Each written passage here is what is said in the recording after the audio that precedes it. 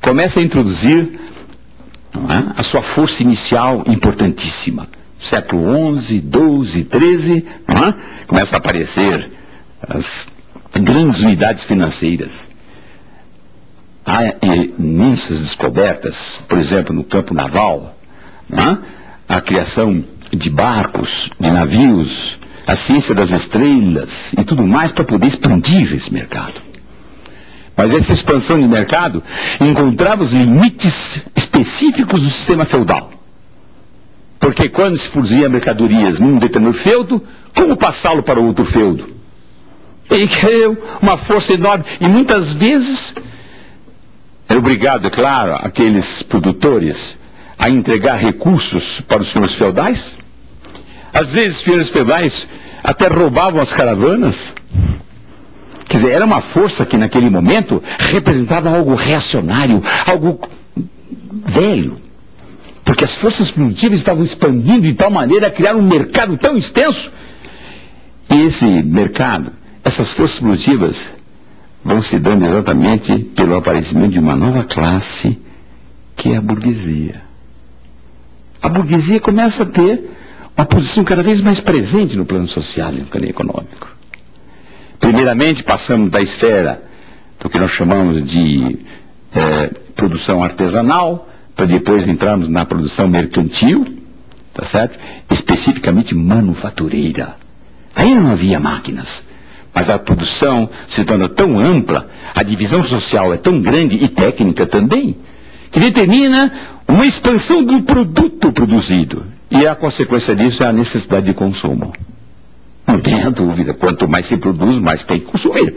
Senão não tem sentido produzir. E para fazê-lo, como consumir? Quem viria consumir? Ora, aqueles mesmos que produziam.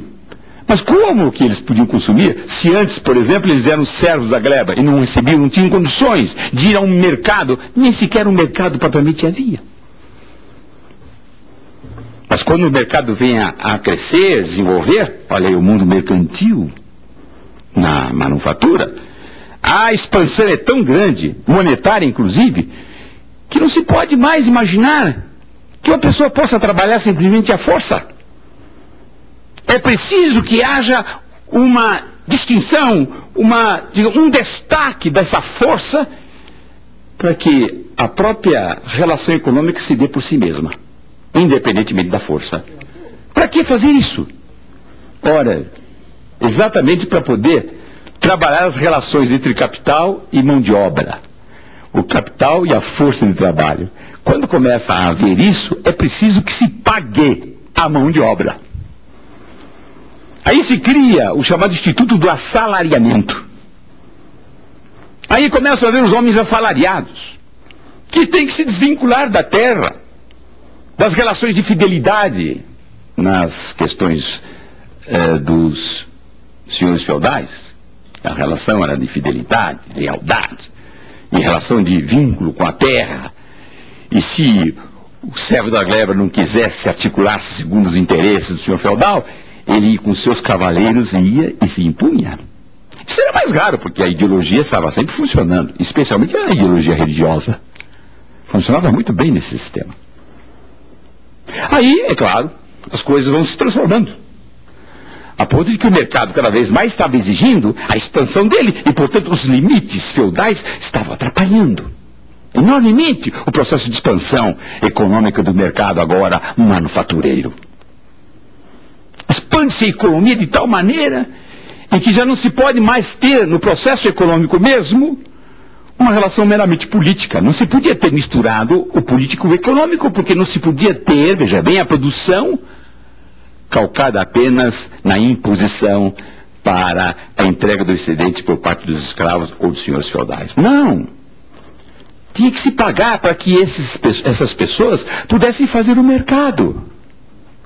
As pessoas que recebessem o salário tinham que formar o mercado consumidor. Por isso era preciso pagar. O pagar não é porque a burguesia pensou na dignidade humana e precisa pagar para poder não ficarem vinculados como escravos. Não é nada disso. É porque se não fizesse isso, não funcionava o sistema. Um sistema que procurava sempre uma acumulação cada vez mais, né, maior, mais intensa, mais dinâmica. Isso levava, evidentemente, a burguesia a tomar a si as dimensões de uma libertação do servo da gleba, tirar todos os meios de produção das mãos daqueles que ainda tinham, de certo modo, por exemplo, entre os próprios servos da gleba, que tinham os pequenos instrumentos, ou a sua pequena terra, que era, evidentemente, produzida, ou então era, no caso, desfrutada em função do interesse do senhor feudal. É isso que ele fazia.